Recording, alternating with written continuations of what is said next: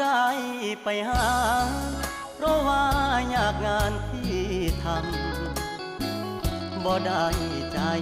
ดำยังกึดน้ำตัวน้องคือเก่าบ่ได้เปลี่ยนไปหัวใจอ้ายยังห่วงเจ้าบ่ได้ปล่อยให้เงาเสาร์อาทิตย์ติดงานโอทีได้แต่โทรหาน้องคงจะไม่ว่ากันบอกเคยเปลี่ยนพันสัญญาหากมันคนดีบ่ได้กักมีกิ๊ก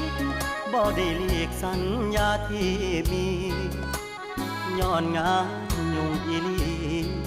คนดีอย่าเครียดอายเด้อขอหาสุมือเจ้ามาคือน้อยใจเฮ็ดหยังหยุดงา